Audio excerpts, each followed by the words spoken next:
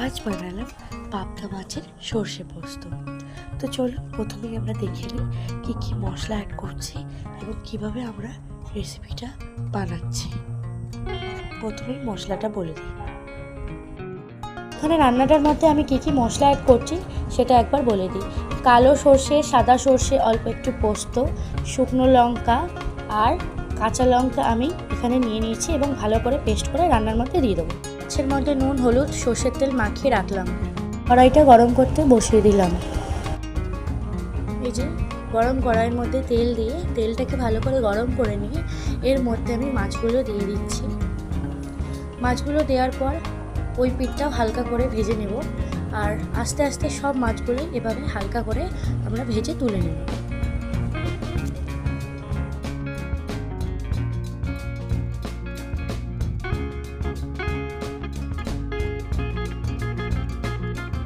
মাছগুলো আমার সবই ভাজা হয়ে গেছে। এরপর এই মাছ ভাজার তেলে আমরা বাকি রান্নাটা করব। মাছ ভাজার তেলের মধ্যে আমি প্রথমেই নিয়ে নিচ্ছি অল্প পরিমাণে কালো জিরে। কালো জিরেটা একটু ভাজা হয়ে এলে ওর মধ্যে আমরা অ্যাড করে দেব আদা কুচি। আদা কুচিটা আমরা ভালো করে ভেজে নেব। ভেজে নেওয়ার পর ওর মধ্যে কালার হওয়ার জন্য আমরা এখানে আলাদাভাবে কোনো ফুড কালার অ্যাড করব না। আমরা এর মধ্যে অল্প একটু হলুদ আর অল্প একটু লঙ্কা গুঁড়ো জলের মধ্যে গুলে নিয়ে সেটা কড়াইয়ের মধ্যে আমরা দিয়ে ভালো করে নেড়ে নেব। তারপর এটাকে ভালো করে ভাজার পর আমরা এর মধ্যে যেই মশলাটা আমরা রেখেছিলাম এই রান্নাটার মধ্যে দেওয়ার জন্য সেই মশলাটার একটা পেস্ট বানিয়ে নিলাম। সেই পেস্টটা এই রান্নাটার মধ্যে আমি কড়াইয়ে দিয়ে দেব। মশলা দেওয়া হয়ে গেছে। এবার আমি মশলাটাকে ভালো করে কষাবো। মশলাটাকে কষিয়ে নেব যতক্ষণ না মশলাটাকে তেল ছাড়ছে।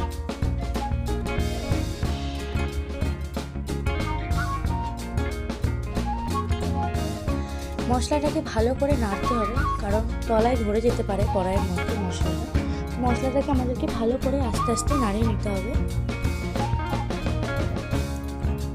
আর অবশ্যই আপনারা গ্যাসটা লো টু হাই মিডিয়ামে রেখে রান্নাটা করবেন।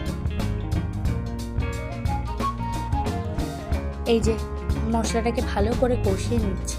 মশলাটা ভালো করে কষিয়ে নেওয়ার পর আপনারা হালকা পরিমাণে এর মধ্যে জল অ্যাড করবেন।